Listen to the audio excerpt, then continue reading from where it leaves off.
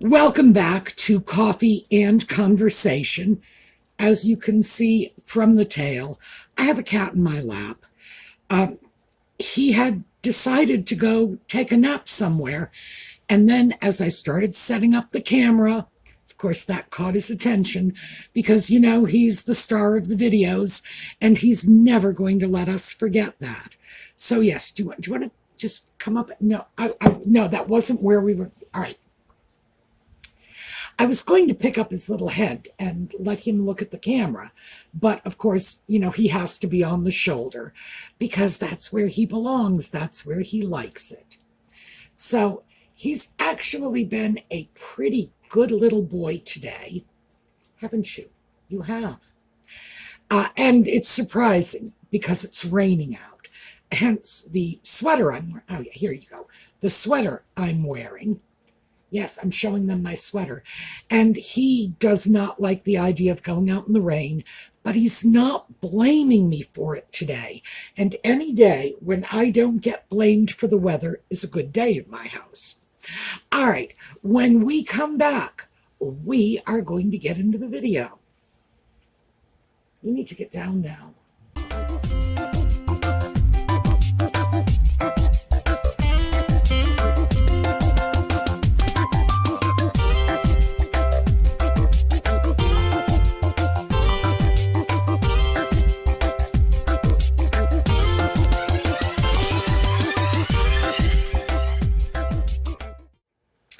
So let's start with the yellow for Catherine.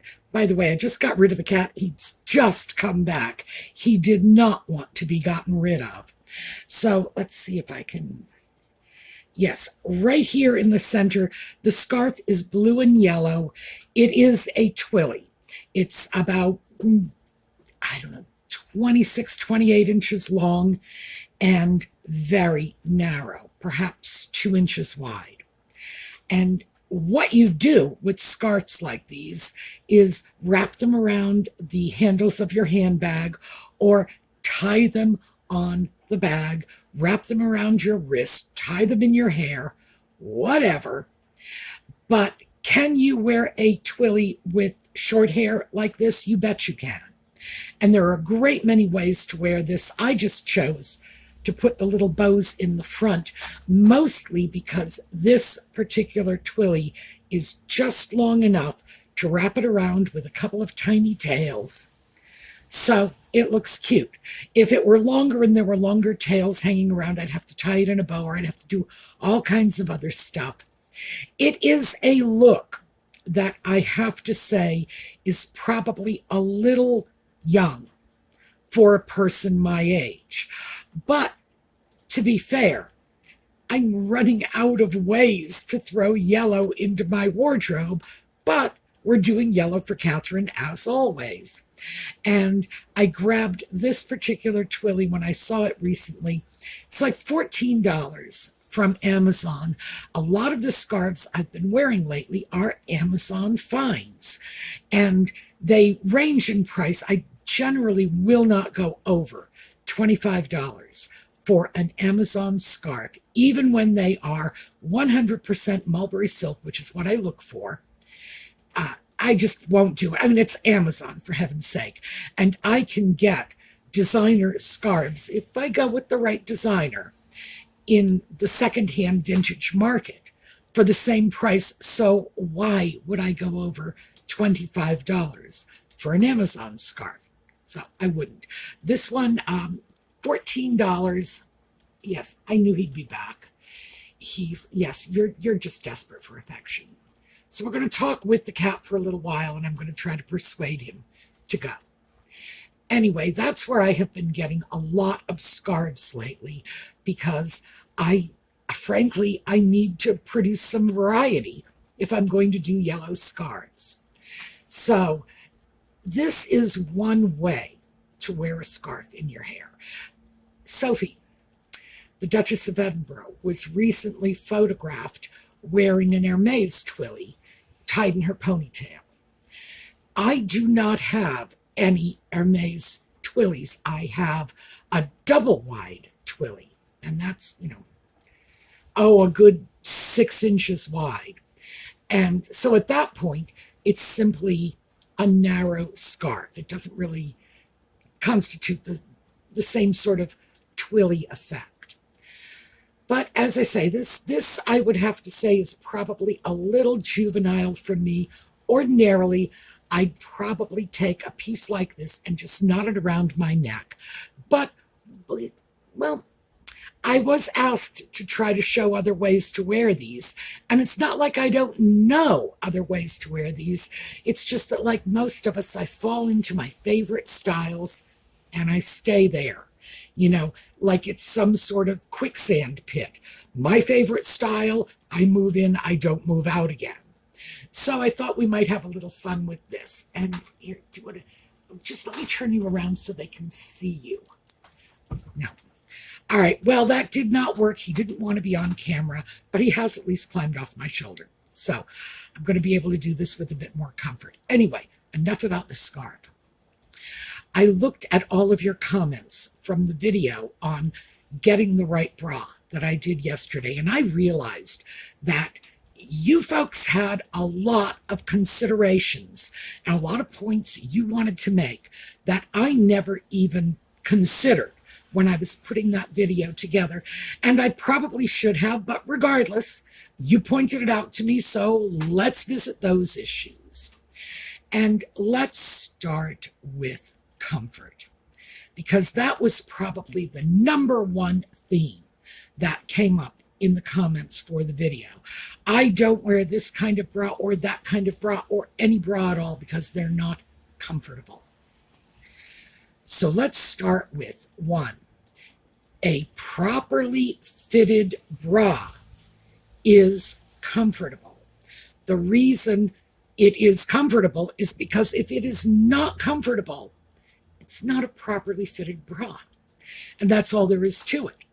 And some of us will simply not be able to wear certain styles of bra because we just don't feel physically comfortable in them. I'm that way with underwire bras. I've never met an underwire bra I didn't hate. I don't like that metal, or even when it's plastic or just, heavy man-made material of some sort. I don't like that. I don't like the way it feels against my body. It makes me uncomfortable. And when you put on a bra, it's right next to your skin. This is not the old days when we would wear all kinds of camisoles and shifts and undergarments underneath our corset. No, these are not corsets. They are to some extent fulfilling the mission of the old corset, but they're not corsets. These are undergarments. They're designed to be worn in direct contact with your skin. So if you've got something that is not comfortable and it's in direct contact with your skin, your ability to wear that for any length of time, for 10 minutes, never mind 10 hours, is going to be significantly compromised. So if your bra is uncomfortable, it does not fit you properly. It's like that is the very definition of a poorly fitted bra. It's uncomfortable. Now, it could be the exact size that you are supposed to be, and we touched on that briefly yesterday, that standard sizes are not all that standard.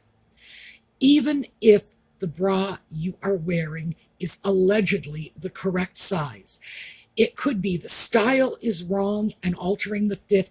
It could be the manufacturer has some peculiarity in their design.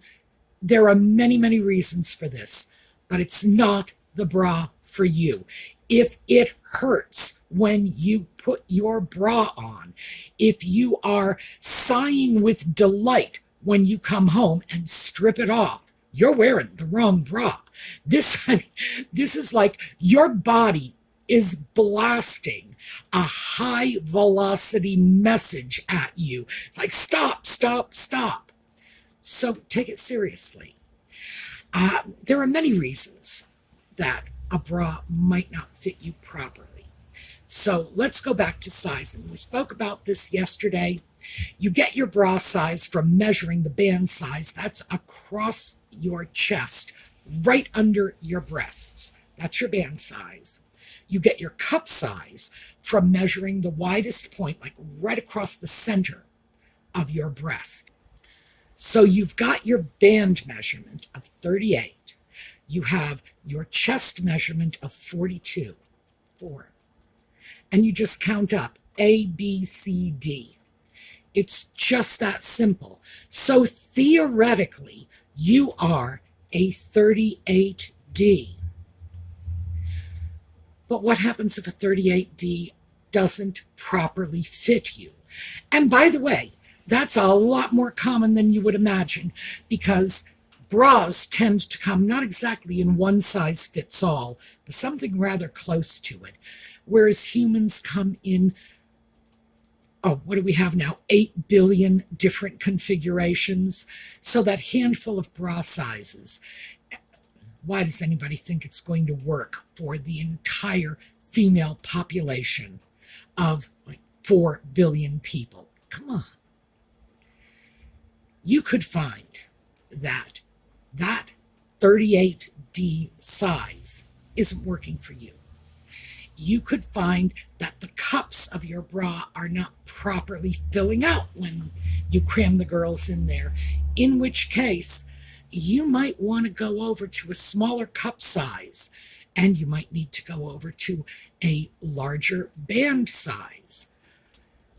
What you need to do is take that basic measurement, 38D, and consider that the starting point for a range of sizes. You might do better. For example, if your breasts are a little closer together, you might do better with a smaller band size, 32, 34, 36. Remember, they come in 2-inch increments. Now, you're probably wondering, so how am I going to get my 38-inch rib cage into a 32-inch bra? You might be better off doing that because the cups of a 32-inch bra will be closer together, and that might fit you better. How are you going to deal with closing it? Just get a hook extender. And this scarf came from Amazon. You can get hook extenders from Amazon, and you can get them for like $2 for a hook extender, actually less than $2. You can get a package of several in different colors for like $5. It's very cheap, very easy, and all it is a little strip of elastic banding with hooks on one end and eyes on the other, and you just add it to create length in your bra band. That is probably the easiest way of customizing a bra for someone whose breasts are a little closer together, a little more centered than the bra might be sized for. So yeah, there are so many ways of doing this. But again, 38D, you might want to look at, 36 double D and see if that fits better. You're just going to be closing that bra on the last set of hooks, or you might be getting an extender. You might find that, in fact, you might want to consider getting a smaller cup size on that 38. I guess the bottom line is it's just a starting point. What you need to do is try on individual bras. Some of them will be more comfortable for you. They'll better fit your size than others. But don't be disappointed if the first bra you try is not perfectly comfortable and you're filling it out in all the right places. Don't look at this as a failure. It could be that it's just not the perfect size for you. Well, like I said, we're looking at band sizes that go up in 2-inch increments. 2 inches is a lot of space when you stop and think about it. So yeah, You could have simply an issue of not having the right fit. And even if you have been fitted for a bra by someone who works in a fancy shop, remember, their job is to sell you bras. So again, take their measurements as a guideline only. Don't be afraid to do a little experimenting on your own, getting different sizes and different styles, because a style can make a world of difference, and playing around with it. So much for getting that fit. Again, it's hard for me to say exactly what's going to work for you, because the frustrating part is I know full well that what the bra industry is doing is attempting to cram a bunch of square pegs into round holes. You could have the same measurements I have, and my bras could be terrible for you. Yours could be terrible for me. Or, interestingly enough, my bras might be a perfect fit on you. But because these are human beings, these are human bodies, they're not machine parts. They are not, created in a factory to within a 32nd of an inch tolerance, not even close. So don't be afraid to play around. Next up, and by the way, he's back again. He's right here because he doesn't want to be on camera, but he definitely wants to be snuggled. Next up is, what about times when you don't need that very supportive bra? Now, my bras fit me, so I should probably throw that out. My bras fit me, so I don't feel like I need to get out of this thing and then get into something more comfortable, because this is perfectly comfortable. Why? Because it fits. However, it hasn't always been the case. There have been times when I have been in between sizes, when that 2-inch gap, and I've been at like the 1-inch point, and yeah, they haven't always been comfortable. At that point, what are we looking at? Well, there's this whole category of bras out there that are designed for comfort, and they are designed to prioritize comfort over support. And you put on a bra like this, and you may not be feeling like Marilyn Monroe in this bra, but it could turn out to be extremely comfortable. Now, we tend to think of them as sports bras, but again, within the realm of sports bras, you have a great many options. You can find sports bras that are very supportive.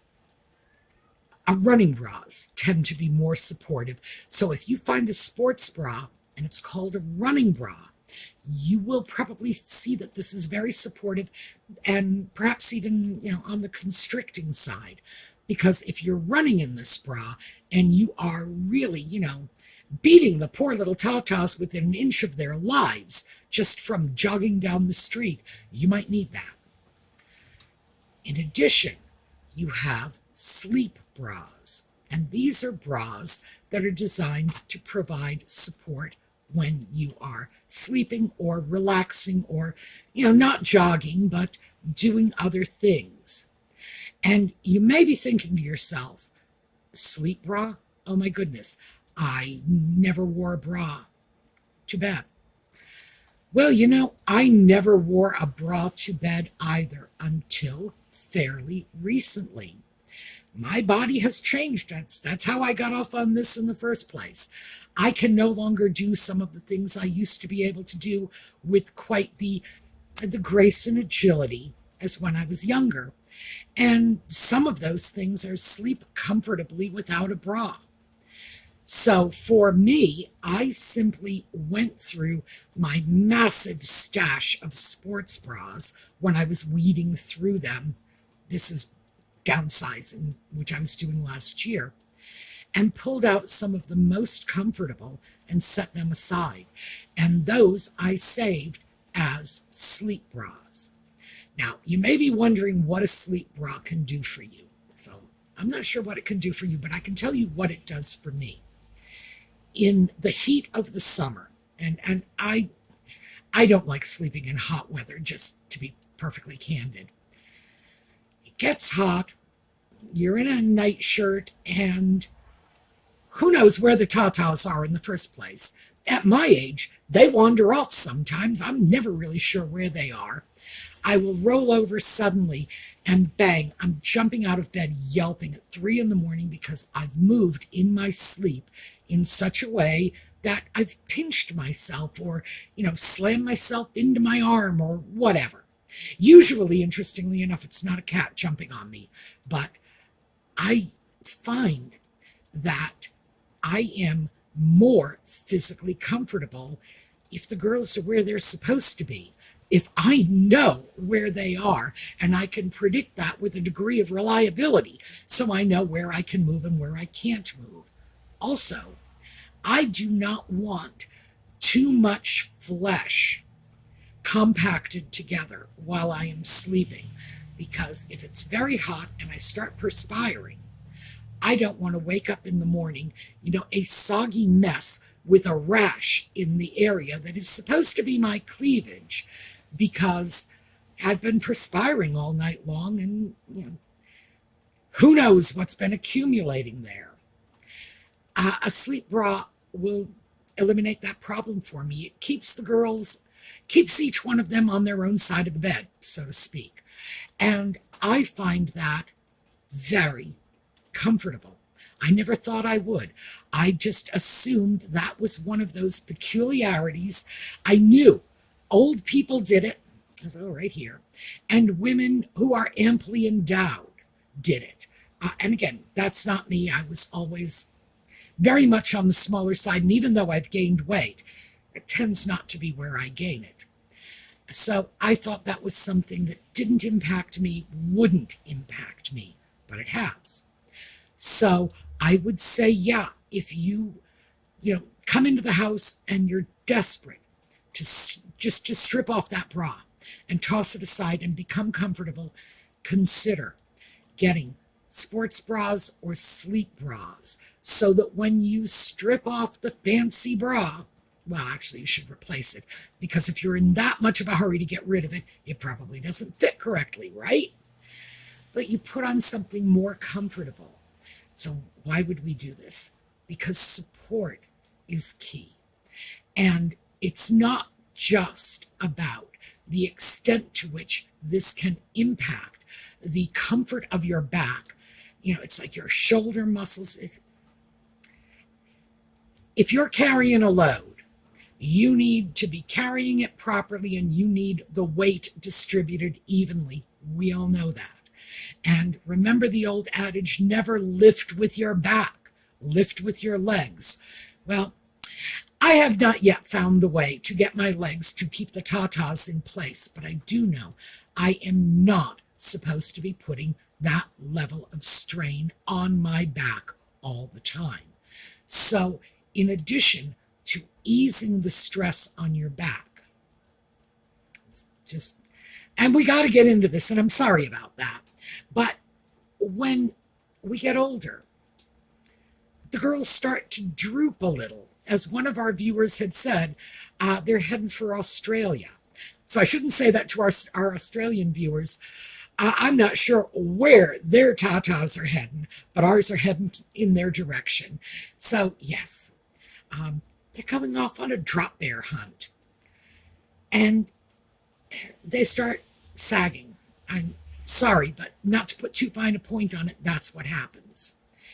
And providing no support is just going to escalate that process. So if you are going into your 30s, your 40s, your 50s, your 60s, and you're starting to wonder what this change is and why they're riding a lot lower than they used to,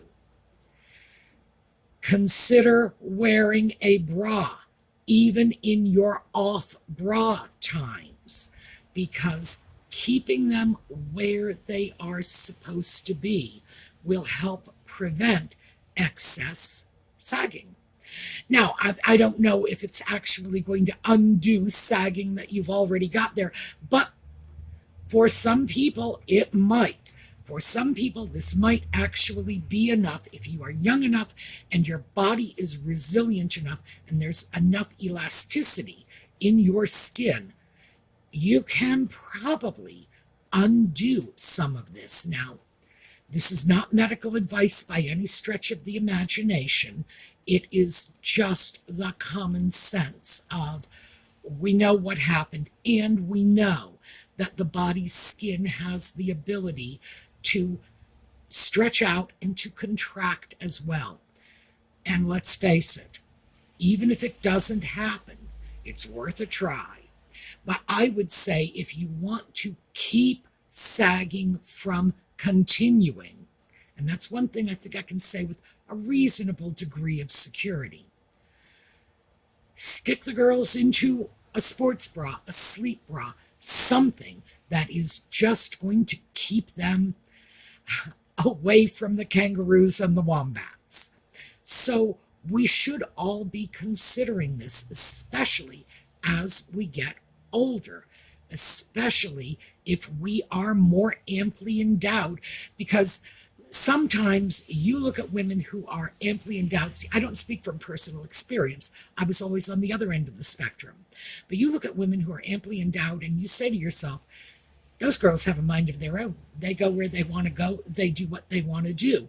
And mama has no control over this. It's very easy to see why these are people who are looking for additional layers of support. So I would say, yes, absolutely consider wearing a bra at night, a sleep bra, a sports bra, anything that is enough to make you feel comfortable, keep the girls from wandering, and so that you don't get up with rashes or pinches here and there. And I recently, I'm not going to show you.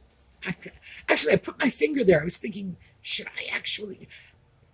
That was a bad impulse. But I recently scratched myself pretty badly simply because it was hot at night. And while I was asleep, I just scratched. I'm not sure what prompted it. It was probably the heat. But I woke up in the morning and there it was, a lovely scratch. So I'd rather not make a habit of doing that. So I would say, yes, we've got this whole additional dimension we have to look at, which is the relaxation and comfort bras. Because in our generation, for us as young women growing up in the 50s and the 60s and the 70s, there were no options like that. If there were sleep bras, nobody ever told us about it, because remember, they never talked to us about bras in the first place. But it just wasn't a thing. That the expectation that we have the right to feel comfortable all the time was just not part of the conversation. Well, it is now. We've got a whole, well, not just one. We've got at least 3, possibly 4 whole generations of young people coming along. And in fact, these young people are prioritizing comfort. They've made changes in society in the way we look at things, and we can benefit from this. So I would say sleep bras. Oh, yeah. Again, look at sports bras because they're readily available, but also look at sleep bras. All right, so I think that's probably enough to kind of finish up, put the final periods on what was going on in yesterday's video. Remember, if your bra is not comfortable, it's because it doesn't fit you properly. So the solution is to change bras. Check your sizes, check the manufacturers, check the styles. But there are many, many places where I would suggest you begin. Those are 3 of them. But you need to find better bras. And by the way, better does not always mean more expensive. One of our viewers wrote in, mentioned a website. I took a look at them, and their bras are in the $20 to $30 range. She is perfectly delighted with them. So it doesn't mean you have to go off and find $80, $90, $100 bras. Oh, and it can go up from there. I have seen them well into the $200 range, and we're not even talking about Dior bras. We're just talking about some of the better lines, the better styles. No, you don't need to do that. You can find what you need in an acceptable price range. If you have significant problems, my suggestion is consider increasing your bra budget if you can at all, because an uncomfortable bra is worse than no bra at all. There's no reason you should be in discomfort. So consider going up to a better type of bra. And I know it's like I'm reaching into your pocket and spending your money for you, and what right do I have to do that?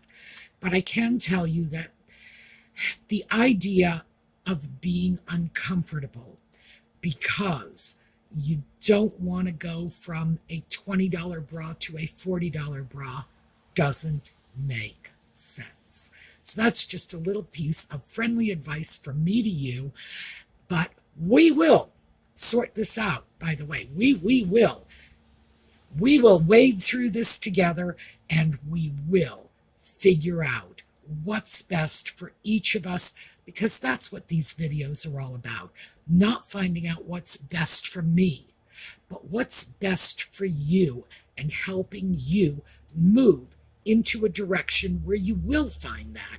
Because much as I would love to, I cannot go to your house and drag you out shopping with me. And Lord knows, as I say, I would love that. Boy, would I love that. But that's what I have for you today. We are going to take a look at a slideshow on the way out. And before we get off the topic of slideshows, one of our viewers, Ann Campbell, has offered to take some photographs of castles in Scotland. She is in Scotland. Well, duh. I mean, it would be very hard for her to take photos of castles in Scotland if she was in Argentina, right? So she is in Scotland, and she's willing to take some photographs of castles. And of course, I've already said yes, yes, yes. And I'm just throwing it out to you. Would you like slideshows of these photos? Because I would like nothing better than to make some Scottish castle slideshows. And I can just put that on my list of when I get the time to make new slideshows, but I would love that. Oh, and by the way, take a look at Anne's comments, because she is teaching me Scots Gaelic. She started making comments in Gaelic, and I was just so excited. It's like, ooh, more. And I am starting to learn a few words. Now, isn't that wild? This is what our YouTube community is capable of doing. So thank you, Anne. And for the rest of you, yes, pay attention to those comments. We're all going to learn something at the end of the day. All right, that is what I have for you. Again, looking forward to your comments. And in the meantime, have a terrific day.